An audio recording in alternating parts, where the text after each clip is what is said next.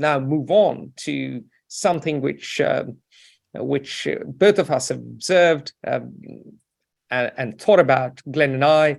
And Glenn and I were in India together for a bit, and we will speak about the Adani saga. Well, the facts of the case are, and the Adani saga is an interesting one because India is a growing economy. India is now the world's largest country. India is a democracy every 5 years. There are elections. There is transfer of power in the states. There are different parties. You go to Punjab, you get the Aam Aadmi Party. You go to Bengal, you get the Trinamool Congress led by Mamata Banerjee. Even in the national capital of Delhi, you have Arvind Kejriwal as chief minister, who's a big rival to the prime minister. So the prime minister is being challenged right outside his home. So India is an interesting, diverse country of lots of sorts of people, caste, color, creed, religion, class. You can slice the onion as many ways you want.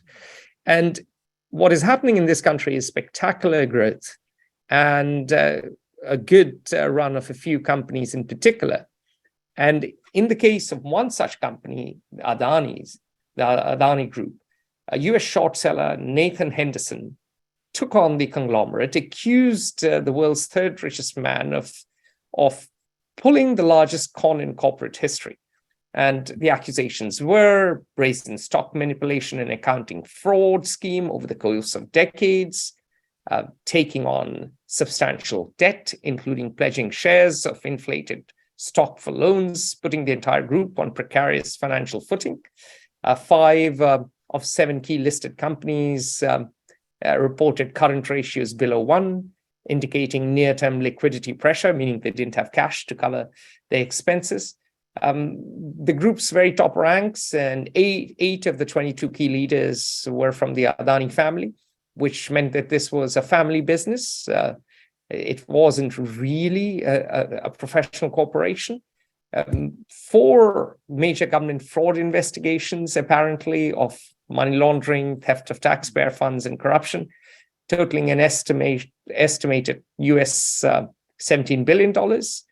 And of course, the allegation that family members allegedly cooperated to create offshore shell entities in tax haven jurisdictions like Mauritius, the UAE and Caribbean Islands, generating forged import-export documentation in an apparent effort to generate fake or illegitimate turnover and to siphon money from the listed companies. Now, this is basically the summary of all the allegations, and the consequences were, of course, catastrophic. Adani stocks lost 130 billion after Hindenburg report, and of course, I'm sure the Hindenburg folks laughed all the way to the bank. Nathan Henderson made out like a bandit. And to comment more on this, I'll hand it over to Glenn, and then I'll come back in and give a slightly different perspective, I suppose. Yeah, well, I've only been, I'm anything but an expert on India, but to travel across it is to be impressed by the, I would even say, stunning dynamism economically that one sees. Now, it doesn't reach every Indian. The poverty is just, remains at its shocking historic levels and realities and so on. But they've come down enormously. People are better fed, people are taller, infant mortality is lower, life expectancy is much higher. So I wouldn't say poverty is at its historic levels. It's actually come down dramatically from where it began. It is visibly, and it's not, I'm not shilling for the Modi government, clear how dynamic the economy is. But my perspective on this Adani saga really is more a political one. I think the facts will come out if the courts are allowed to conduct their work freely, which is not absolutely certain. And it looks like a classic case of, what is the legal term? It doesn't come to mind, but of a company inflating its balance sheets and benefiting from a too cozy relationship with power, with political power. So that's where the issue lies to me. And I have found the response of the government, which is being implicated and tarred from its association of Modi with the Adani Group, to be appalling and sort of self-incriminating. Rather than contesting the facts, the Adani Group and the government have wrapped themselves in the flag and patriotism and saying, you know, how outrageous of you to attack us and you're against the government.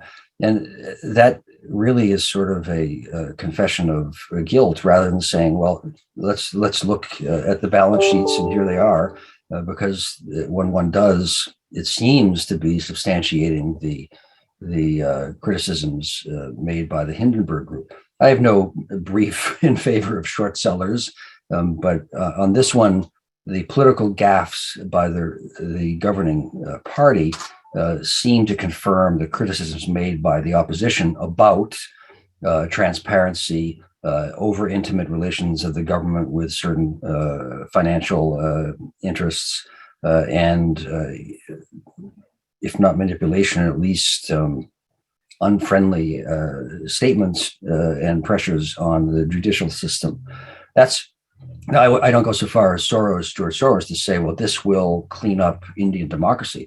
But to the extent that there is an outing of corruption financially, that is a good thing, and it will strengthen the Indian system if it is put a stop to it in one major instance. Well, I'll provide a little bit of context to those who are unfamiliar with India. India was a socialist economy for a long time. Only in 1991, after the collapse, or just before the collapse of the Soviet Union, did India open up. And there were lots of fetters on Indian business. And like any socialist economy, when you privatize the economy, when you suddenly let the market loose, you get a certain bit of corruption. This corruption was actually extraordinarily high during the era of the previous government. And it is fair to say that India developed its own form of crony capitalism, where those who were politically favored got certain advantages, especially in the regulated industries. And over a period of time, the high expense of elections also meant that you had to patronize some industrial group or another as a politician if you wanted to run a campaign. After all, American campaigns cost an arm and a leg, and you have lots of dodgy things that go on, super PACs being one example. And this is a much more evolved financial and legal system. It had 2 centuries to come up with laws for that. So certainly in a country like India, where you don't really have rule of law, but rule by law, as a partner in Fair Observer Intelligence, Manu Sharma, always says, where you have rule by law, you certainly have this variability of the imposition of the law, and you also have favorites being played. And crony capitalism is not unique to India. Almost every developing country, every emerging market went through this phase. Look at Suharto, 1966 to 1998, Hu Jintao, 2002 to 2012. South Korea, the 1990s, where the chaebols emerged as the champions of the country and the commanders of industry, and they held the commanding heights of the economy. And so this is a familiar story, and this story in India has now come to pass a few times. To grow fast, a number of industries have cut corners.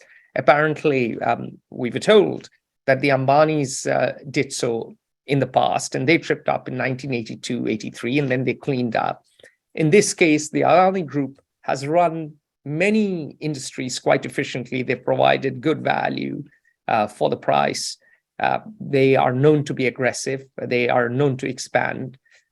They run mines in Australia and ports in Israel. They are truly a multinational group, but it is also said that they have cut corners. It is also known that they may have been involved in share price manipulation and using dummy companies. So some of the allegations of the Hindenburg group might be accurate or might have an element of truth. But what is also true is to remember that the reason India has opted for the South Korean chaebol model after 2014, it was not exactly after 2014, but in particular after 2014, is because India wanted to achieve economies of scale. And the national champions, the state-owned industries that were backed during Nehru's time, failed catastrophe. They were a catastrophe, failed catastrophically. And so, therefore, a lot of national champions, such as the Tatas, the Ambanis, the Adanis, were the new favorite sons because they could deliver scale and deliver better financial management, higher profitability, and deliver services quickly. For instance, very simple, the cell phone coverage in India would not have happened through a government company. Now, India has the cheapest availability of 3G, 4G, 5G, and data and phone services probably in the world. And that is because of the scale and the speed with which the private companies have been able to move. The risk with any such policy of fast growth, wherein you favor the chaebols, is that the chaebols can capture policymaking. They can indulge in regulatory capture, which is something that the US has also experienced with the SEC, with other institutions. Once companies become too big, they can lobby. They can start funding elections. They can have expensive lawyers who worked for top places. The revolving door. And this, in the long run, stifles inflation. This, in the long run, also is a barrier to entry for someone else who might have a better technology, better idea, better service, and may want to get in. And also, because they may start financing the political machinery, they may have such a huge say in elections, which are ridiculously expensive given the large population. Then we might find that politicians are beholden to their backers, as they often are in the US. And there are huge risks now. I mean, India is a great bright spot for the global economy, but there are risks, and the time has come for India to clean up its institutions to make sure that growth is more equitable, that growth is more sustainable. And the Adani saga is certainly one that demonstrates that, yes, India is a bright spot, but there are risks in India. And in particularly when you go into the Indian market as a foreign corporation or a foreign investor, you have to do your due diligence. You have to understand that India is still an emerging economy, and it has its own version of pork barrel politics. And there are non-market forces, and it lacks the institutional robustness that you have, let's say, in Europe or the US. Yeah. And therefore, global investors have to just be a bit more cognizant of those risks and navigate the Scylla and the Charybdis a bit better to sail through to the promised golden waters. The broad sunlit uplands. Or march into the bright sunlit, or to the bright sunlit uplands. Two historical examples, and then the one contemporary issue in the Adani crisis are directly relevant to how we should interpret this Adani business and decisions that anyone looking at the Indian economy should take into consideration. The American economy industrialized and developed substantially from British investment, from foreign investment in the railroads and in the steel industry, in particular the railroads. You also stole secrets, Glenn, from the British. You also stole industrial secrets from the British. That's right. Industrial espionage, or espionage at an industrial scale. Yeah, a good Massachusetts citizen, New England Yankee and Harvard graduate named Lowell went to England, and a tightly guarded secret were the textile techniques, industrial techniques used by the British. They did not allow him to take any notes. He visited the factories around Manchester or to write anything down, but he had a good memory. And he observed carefully when he went back and he built the first industrial town in the world, custom designed, which became Lowell, Massachusetts, which is now a struggling town about 100 kilometers north of where I live. But in any event, that is true. However, the railroads were given egregiously favorable terms, the investors in them, the owners. They were given land on either side of the transcontinental railroads being built across the continent, so that they had favorable terms from real estate, from investment. It industrialized the country, but it also created the robber barons. And it took the United States 40 years of struggles from, say, 1890 until the New Deal, 1932, 33, to come to grips with the depredations and the unfair benefits that certain wealthy, what President Theodore Roosevelt called the malefactors of great wealth, exacted or imposed on the U.S. economy and the broad working population. Similarly, when Russia became Russia and the Soviet Union collapsed again, Russia became Russia again, the Russian version of robber barons took all of the productive forces for which there had been literally no owners in a socialist state. And we've seen the results. Now, what made a difference? There are many factors that made a difference between the United States in the 20th century and Russia in the 21st. But I would argue fundamental to this was the regulation of the economy and transparent legal procedures and guarantees, which occurred in the United States and has never succeeded in Russia, which gets us to the actions of the government by raiding the BBC's offices and pressuring public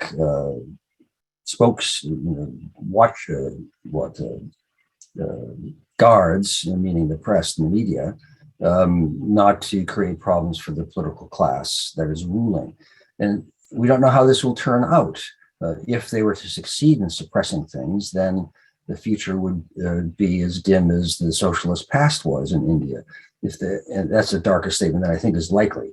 But if the procedures function as they're intended, which might bring the Adani Group down, the country will be dramatically stronger as a result long term. And that's healthy regulation and openness will lead to long-term growth, as we've seen in the United States, and we've seen not to be the case in Russia, and is now playing out in the Adani crisis in India. Well, I think the Adani Group will be chastened and they'll bounce back. They will become a healthier group and a more mature group. They are good businessmen. And I also think Wells Fargo. Yeah.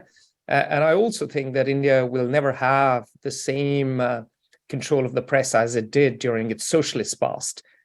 Even raiding the BBC may seem like a big deal, but remember, Indira Gandhi threw out the BBC from the country and locked everybody in jail. So I don't think we are at that stage in India where freedom of press is really strongly affected. There are lots of people who are saying lots of things all the time.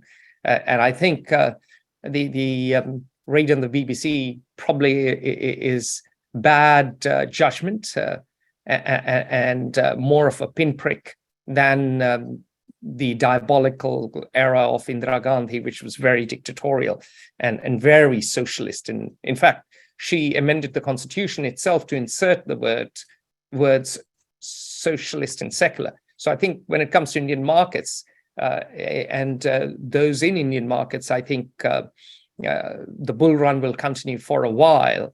And those who are CEOs in India, and some of them are in the audience, I think they will probably have to pay a bit of a higher premium if they take on foreign debt. Their risk premium may rise by 0.1%. They may have more questions when it comes to due diligence. But I think on the whole, at least for a bit, at least until problems mount up, the problems of a poor institutional framework catch up, India has a strong bull run ahead. We have come to the end of our time here. It's been fantastic. There are two quick questions which are from comments, questions from Shiju Verghese, who says India lifted 271 million people out of poverty in the last decade, as per the UNDP. And this was issued in 2019.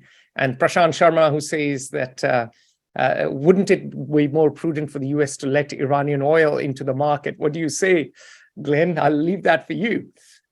Sure. Well, oil is a fungible commodity. And if the US won't buy it, somebody else will.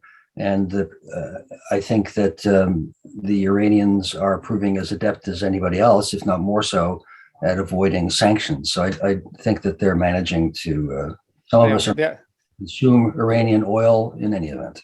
So they're squirting the oil around your blockage, around the US blockage. And of course, Peter speaking of oil, Peter speaks about Nord Stream and says, our wonderful colleague, Peter Isaacson at Fair Observer, our most prolific author, and asks us whether that was more significant than Nord Stream. And I said, well, even if it was done by the US, it's a fait accompli. It's just, it's per the rules of the game, and I don't see it as particularly significant, the Nord Stream revelations by Seymour Hersh. Oh, and they're frankly sort of nonsense. He does brilliant things and he does foolish things in his reporting. I think this is in the latter is largely discredited. I see. So you would take the line that Nord Stream pipelines had nothing to do with U.S. operations at all. No. Lunatic. Excellent. Well, you can see Glenn is a good CIA man. On that note, always objective. Yeah, exactly. Always objective. On that note, we will see you next month.